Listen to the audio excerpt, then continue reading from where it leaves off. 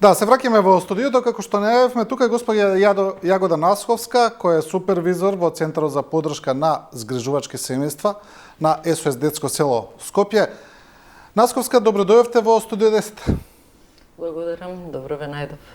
Како што кажавме пред новата година, се решивме да поразговараме за едни вака социјално корисни и општествено корисни теми за организации кои работат еден вид на хумана работа, кои им помагаат на децата без родители, како тие да го поминат тој еден најтежок дел од својот живот, како да отидат во полнолетство, како да го продолжат животот што е можно понормално понатаму. Затоа се решивме да разговараме на оваа тема, да информираме јавноста за вашата работа малку пошироко и подетално, за тоа што го работите вие како организација, кои се вашите проекти, кои се вашите цели.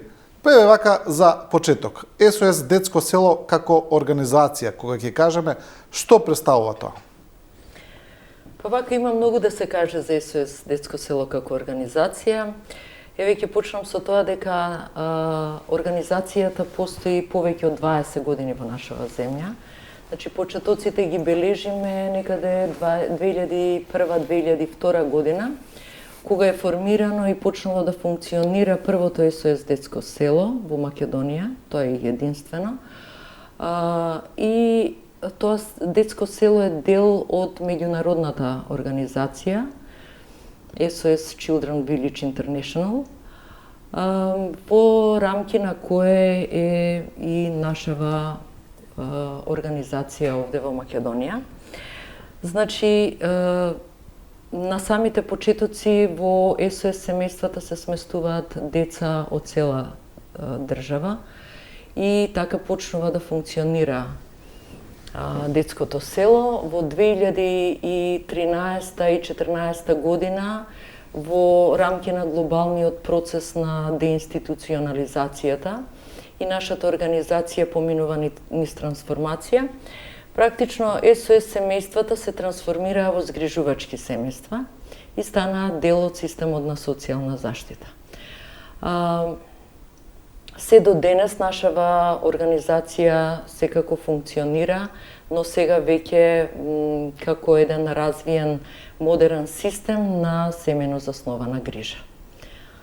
Да, кога зборуваме за организацијата СОС Детско село, во јавноста постои една перцепција дека тој е само оној дел кај што се згрижуваат, кај што се згрижувачките семејства кои се под СОС Детско село, но сепак вие имате малку и пошироки активности. Можеме ли да кажеме кои се?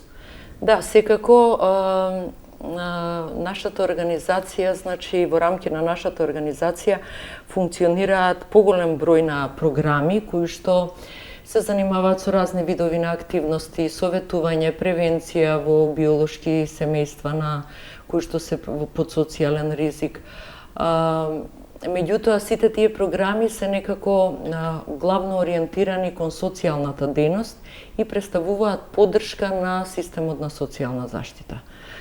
Ја користам оваа прилика низ овој краток осврт на историскиот развој на нашата организација да споделам дека наредната година СОС Детско село ќе одбележи 25 години од постоење во нашата земја. Инаку сакам да кажам дека низ сите овие години нашата организација низ активности кои што ги превземала поврзано со обезбедување на квалитетна грижа за сместените деца без родителска грижа, низ активностите за нивна заштита и, да кажам, представување на нивните права, се стекнала низ годиниве со едно огромно искуство на полето на алтернативната грижа. И врз основа на сето тоа, 2019 година, нашата организација се стекна со дадени од нашата држава лиценци за вршење на услуги, така да во рамки на овие услуги можам да ги наведам живење со поддршка, развивање на центарот и формирање на центарот за поддршка на згрижувачки семејства и 2 советувалишта во општина Газибаба и општина Шута Оризари за поддршка на социјално ранливи категории семејства, каде што се дава советодавна поддршка и превенција за тие деца всушност да останат во биолошките семејства, да не преминат во алтернативната грижа. СОС детско село е дел од севкупниот систем на социјална заштита на Македонија, иако е приватна организација, не е државна, сепак вие сте дел од системот. Значи вие сте координирани со Министерството за труд и социјална политика, влезени се во програмите? Влезени сме во програмите. Центарот за поддршка на згрижувачките семејства е еден од трите постоечки во нашата земја центри кои даваат поддршка и на згрижувачките семејства и сме всушност територијално поделени. Како што кажа, во 2021 година точно ја добивме лиценцата за отварање на оваа програма и добивме всушност доверба од државата и продолжена надлежност за поддршка на згрижувачки семејства, значи надвор од рамките само на СОС детско село, туку и на територија на Скопски регион, Вардарски регион и Југоисточен регион. Тоа подразбира дека сите тие згрижувачки семејства кои што функционираат на оваа територија, дека ние имаме надлежност да даваме стручна помош и поддршка и да ги поддржуваме во нивната грижа за децата. Да, кога зборувате за дека вршите супервизија на тие згрижувачки семејства, значи зборуваме за оние луѓе кои сместуваат деца без родители во своите домови. Точно, во рамки на програмите на Министерството, бидејќи веќе е познато на јавноста, не постојат оние колективни домови за деца без родители, сега е поинаков моделот на сместување. Како ја вршите како го вршите тој надзор, ајде да речеме, на тие згрижувачки семејства? Што е важната улога во тој процес? Па никако не би го нарекла надзор. Тоа е сепак и по самиот назив се можеме да подразбереме дека се мисли на една поддршка на згрижувачките семејства. Зошто и згрижувачите се повеќе поддршка од колку надзор, повеќе поддршка и следење на грижата, квалитетот на грижата. Значи Центарот за поддршка на згрижувачки семејства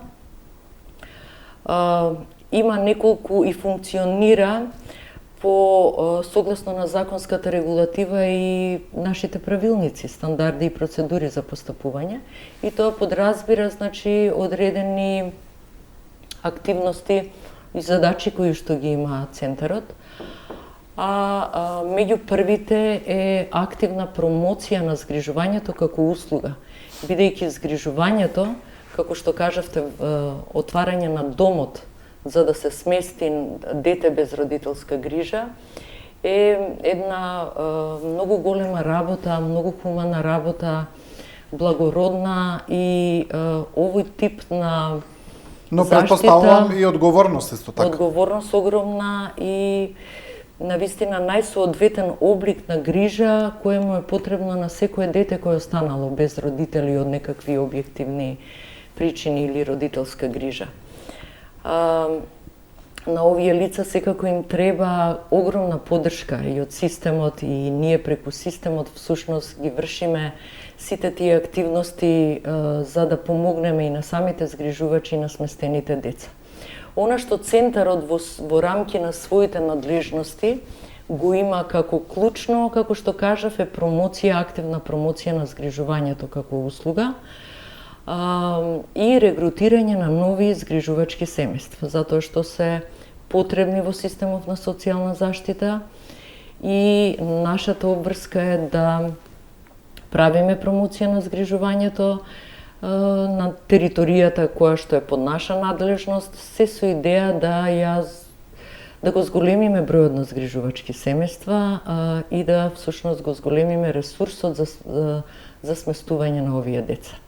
Тоа е првата задача. Со регрутација на новите кандидати, она што центарот го обезбедува е нивна обука, преку која што тие се стекнуваат со знаења кои што ќе им бидат потребни во грижа за децата, значи ги јакнеме нивните компетенции за грижа, се до момент додека се нели понатаму станат и официјално евидентирани згрижувачки семејства во центрите за социјална работа и се ресурс за прифаќање на дете без родителска грижа. Понатака, она што е важно исто така е дека центарот дава стручна помош и поддршка на овие семејства од самото сместување, значи од првиот чекор на сместување на детето во семејството. А тоа значи дека интензивно се следи адаптацијата на детето кое е сместено во згрижувачкото семејство и се помага во воспоставување на првичната релација на згрижувачот со детето, затоа што таа е темел понатака за квалитетна грижа на детето се додека тоа остане во тоа семејство.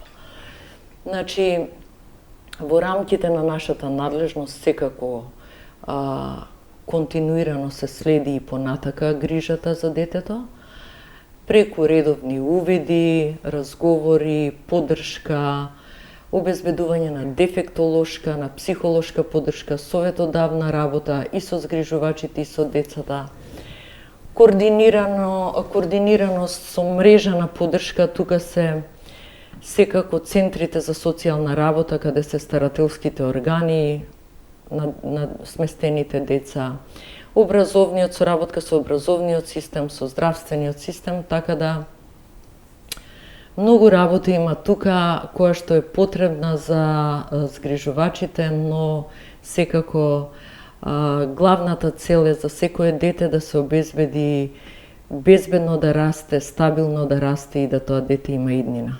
Да, кога зборуваме за тие згрижувачки семејства, знаеме дека тие добиваат и финансиска поддршка од државата за таа да речеме ајде згрижувачка работа. Постојат ли некакви критериуми при првичниот избор на тие семејства што тие треба да ги исполнат?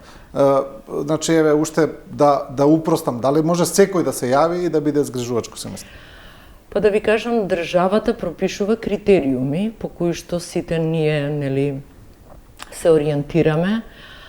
Може да биде згрижувач лице што е прво полнолетно, да биде психофизичко здраво. Се бараат, нели, секако лекарски потврди и од членовите на семејството. Понатака има да тоа лице биде вработено, да остварува приход, да кажеме, да не се ослонува само на приходот кој го добива за згриженото дете. Така да има исто така судски уверенија кои што треба да се обезбедат. Значи, пакет на документи кои што треба да ги донесе, поврзани со тоа, да кажеме, дека не му е одземено родителско право, дека е деловно способно лице, дека не е евидентирано во кривична евиденција, така да првично со тие основни документи се тргнува, пред да се направи селекција за влез во обука за згрижувач, значи првично треба овие критериуми да се исполнат. Значи сепак има сет на критериуми кои треба да се исполнат. Не е толку баш лесно да речеме секој да се пријави и да стане згрижувач. Да, но првично е, нели, секако сите овие документи кои ќе се комплетираат да се достават до надлежниот центар за социјална работа и од тука практично нас ни стига дали се сите овие критериуми исполнети, дали ова лице може да се вклучи во обука за понатамошно развивање на неговите компетенции, проширување на неговите знаења, да ја врши оваа згрижувачка функција која што е, како што кажавте, одговорна. Да, и уште едно прашање во врска со ова, што се случува доколку вие како во контакти за поддршка или надзор на овие згрижувачки семејства откриете некакви или видите некакви аномалии или недолно квалитетна работа од нивна страна во поглед на згрижувањето на децата. Која е понатаму процедурата? Дали тоа го пријавувате во министерството? Што правите? Наша задача е секако да го следиме, како што кажав, да го следиме квалитетот на грижата, но и не само да го следиме, туку да даваме поддршка. Тоа значи да ги јакнеме згрижувачите во справување со предизвиците во грижата.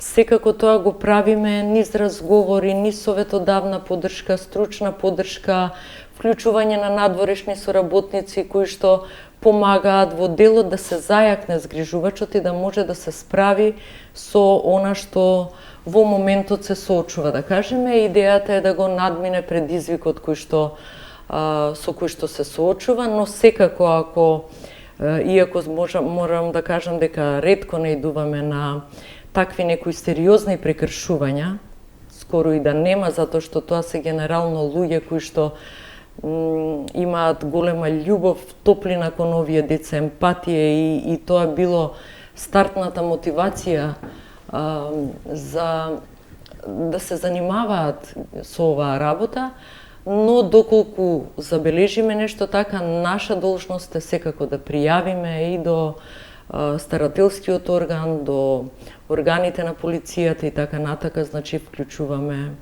и го прошируваме тој систем со релевантни субјекти. Да. Добро, во однос на згрижувачките семејства на СОС Детско село, како функционира тоа сега во моментот? Можете ли да не кажете колку имате згрижувачки семејства, како е начинот и моделот на функционирање? Јас би ви кажала во моментов, да кажеме колкава е бројката на згрижувачки семејства, бидејќи, како што кажав, со трансформацијата и нашите семејства во СОС Детско село се трансформира во згрижувачки семејства и тие се сега исто така семејства згрижувачки како и сите останати. Во моментот нашиот центар за поддршка има надлежност и дава поддршка на околу 90 згрижувачки семејства, каде што се некаде сместени околу 160 деца без родителска грижа, но оваа бројка е променлива и не е фиксна, затоа што постојано има и влез на деца и заминување на деца кои што излегле од системот на социјална заштита, така да идејата е да прошируваме мрежата на згрижувачки семејства и понатака и да се зголемува бројот на згрижувачи. Еве, кога да навлеземе малце во самиот тој процес на згрижување, вие и самата потенцирате дека вашата работа е да им дадете поддршка на семејствата, да ги јакнете нивните капацитети. Кои се најчестите предизвици со кои се соочуваат овие згрижувачки семејства во поглед на децата, но и децата се разбира во поглед на адаптација на тие своји, па можеме да кажеме и родители кои не се биолошки родители, но се родители во овој процес? Па прво збориме за ранлива категорија на деца кои што ја менуваат средината на живење, доживуваат бројни промени со заминување од својот дом. Деца доаѓаат со трауматски искуства, со емоционален товар кој го носат од своите семејства, така да предизвиците се големи во моментот на сместување на дете со кои се соочува згрижувачот првично во самото спојување и градење, како што кажав, на таа првична релација, прифаќање на детето, но и прифаќање на згрижувачот од страна на детето. Тука даваме интензивна поддршка и тука се следи еднаш неделно и сме во секојдневен контакт со згрижувачот, како тоа се развива, во кој правец оди и што е најпотребно во моментот со детето да се разговара и така натака. Значи, тука имаме интензивна соработка со згрижувачите, споделување на информации, се додека после извесен период не се стабилизира и развие оваа релација, која што, како што кажав, е основа за понатамошната грижа за децата. Претпоставам дека тука е потребно да се развие една взаемна доверба. Да. Взаемна доверба, поврзаност, емоционална поврзаност, прифаќање, така да после веќе се е полесно. Но на почетокот предизвиците се навистина значени, заради тоа и поддршката од страна на стручните лица е интензивна во тој период. Понатака може да се случат предизвици поврзани со образованието, едукативна запоставеност, одредени здравствени потешкоти, значи сите оние работи кои што се пропратни во развојот и растот на детето, низ развојните фази, сите тие се да кажем, и нормални и за другиве деца, меѓутоа и кај нас ги следиме со овие деца како деца кои дошле со одредени веќе специфики, да кажам, поврзани со нивните трауматски искуства и семејната историја. Како, бидејќи ја спомнавме лекарската грижа, како оди таа во овој процес на згрижувачки семејства? Дали потоа тие деца влегуваат во еден редовен здравствен систем, како и сите други семејства, или има некои специфики? Да, обврскано згрижувачот е при сместување на детето, веднаш да го поврзе со матичен лекар, и тоа најчесто се користи од ресурсите во заедницата, значи амбулантата која што е во најблиската околина, значи како сите и други. Значи се влегува во регуларно здравствен систем. Регуларно во образовен процес, редовен образовен процес, се вклучува во училиште кое што е во непосредна близина на згрижувачкото семејство. Значи апсолутно се користат сите ресурси на заедницата и идејата е овие деца да добијат еднакви можности како и децата од биолошки семејства. Која е возраста на децата кои преминуваат во овие згрижувачки семејства? Па од најмала возраст. Бебиња имаме, од бебиња, значи од бебиња, да, кои што се за жал напуштени при самото раѓање. Имаме деца кои што се, да кажам, понатака од 2 години, 3 години до 14, 15, па и 16 години. Причините можат да бидат различни, но идејата е да се најде за секое дете топол дом, да се смести и да се обезбеди една безбедна, сигурна средина во која што ќе расте ова дете. Згрижувањето оди до 18 години, до полнолетство? Па, знаете како, згрижувањето всушност завршува со завршување на средното образование на детето. На 18 години со полнолетството завршува старателството на тоа дете, затоа што станува полнолетно лице. Меѓутоа,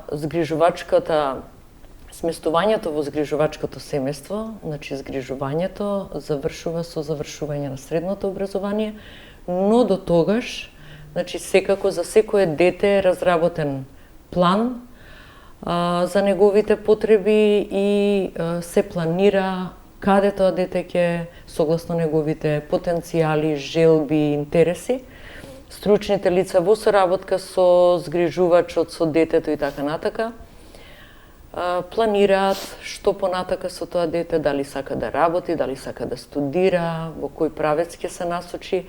Значи, нашата поддршка е тука до целосно заминување на детето со одредени цели каде и понатака ќе се ориентира и каде ќе се насочи. Пружа ли државата понатаму поддршка некаква за овие лица? Имаше порано програми, знам, имаше програми дури за станови, имаше и за вработување. Да, нашата држава на вистина можам да пофалам во делот како се грижи во однос на децата кои што израснале вака во алтернативната грижа, па исто така обезбедува на пакет финансиска поддршка поврзана со нивно студирање во државните универзитети, поддршка при вработување и така натака, така да во регионот нашата држава мислам дека на вистина треба да се пофалиме во однос на тоа дека има слух за овие деца. Еви социјалните станови ги спомнавте, така да имаат некаква поддршка при вработување понатаму? Па да, секако. Значи имаат приоритети, има компании кои што се и наши пријатели и така натака, така да во тој процес имаат поддршка, но најчесто се определуваат за студии и понатака самостојни се во својот живот и сами одлучуваат како ќе продолжат. Знаете што е интересно прашање? Кога ќе заврши згрижувањето формално, нели, како што вие велите после завршеток на средното образование, се случува ли децата да останат поврзани со семејствата, едноставно да продолжат да живеат во тој дом како што продолжува да живее и биолошко дете на семејството? Па да ви имаме кажам, ли такви примери? Остануваат трајни врски. Може би не остануваат да живеат тука затоа што би рекла дека и во биолошките семејства децата гледаат да се осамостојат и после известен период излегуваат од семејствата и имаат самостоен живот, така и овие деца. Меѓутоа, она што е важно е дека остануваат во трајна релација со згрижувачите и имаме разни искуства кога доаѓаат децата, ги посетуваат редовно своите згрижувачи, доаѓаат да честитаат празници, да се дружат со децата кои што се сместени, новопримени деца во тие семејства и така натака. Значи, не радува што тие релации продолжуваат и после нивно заминување. Да. Добро, кога зборуваме за функционирањето на СОС детско село, што би можело да кажеме, што ве очекува во иднина? Дали ќе продолжите со истиот овој модел на работа, дали планирате некакви, можеби, проширувања, промени? Па како што кажав, СОС детско село, значи во рамките на нашата организација функционираат многу програми и значи советувања, се работи на советувања, превенција и така натака, меѓутоа центарот на нашата работа и центарот на нашата мисија е да се даде поддршка на луѓето кои што го отвараат домот за децата без родителска грижа. И во 26-та година фокусот ќе биде да се даде целосна поддршка на овие луѓе и просто да секое дете расте безбедно, стабилно и да ја планира својата иднина на еден мирен и стабилен начин со поддршка на згрижувачот, како и центарот за поддршка. Да, не ве прашав за, можеби, клучното прашање кога зборуваме за функционирање на вашата организација, а тоа се финансиите. Знаеме дека има и голем дел на компании кои помагаат, има и граѓани. Како сте задоволни од тоа? Па јас многу да ви кажам сега на оваа тема, не знам да еве се толку прецизно да објаснам, она што можам вака генерално да го кажам. Сите знаеме дека нашата организација има континуирани управни договори со Министерството. Во делот исто така имаме во проектна поддршка, имаме соработка со нашата интернационална организација Children Village International. Понатака имаме само финансирање, како да кажам, сега не сум во тој дел јас стручна. Имаме во рамките на нашата организација и служба fundraising, која што соработува со мрежа на наши поддржувачи и ја развива секако таа мрежа, така да мислам дека со сите овие да кажем елементи имаме одредена финансиска стабилност на организацијата. Да. И еве за самиот крај, бидејќи одамна е направена таа трансформација на, како што кажавме, на начинот на згрижување на децата без родители од колективни домови во згрижувачки семејства или во тие мали домови за сместување на деца, како би го оцениле целиот процес вака гледано со една ретроспектива пред десетина години? Подобро ли беше тогаш со тие домови или сега? Како модел и како систем? Зборуваме за децата пред се. Мислите на домови како установи за сместување на деца? Да, на целиот модел. Дали е подобар овој модел сега на сместување и згрижување на деца за разлика од претходниот модел? Да, глобално ставот е дека институционалниот начин на сместување на деца не дава резултати во индивидуалниот развој на децата и напредок секако, дека сите тие потреби индивидуални на децата можат да се остварат највеќе во семејства, како што кажав, згрижувачки семејства како облик на заштита, каде што детето добива семејство, топлина и се што му е потребно да израсне во една нормална личност. И од аспект на тоа ценам дека згрижувачките семејства навистина е најадекватен облик и заради тоа еве се трудиме и ние како центар да го прошириме овој систем на заштита на децата и ја користам оваа можност да апелираме да сите заинтересирани граѓани кои што сакаат и еве како што кажавме ги исполнуваат критериумите да се пријават и да влезат во системот на социјална заштита преку грижа за некое дете без родителска грижа. Да, тоа е овој број кој стои на екранот 075-277-477. На тој број можат сите граѓани да се пријават кои имаат интерес, се разбира. Секако ќе ги добијат сите информации на овој број, се јавуваат стручни лица кои што ќе ги информираат, ќе ги упатат, ќе одговорат на сите нивни дилеми, несигурности, прашања, така да искористиме приликата да ги поканиме да се јават на овој број.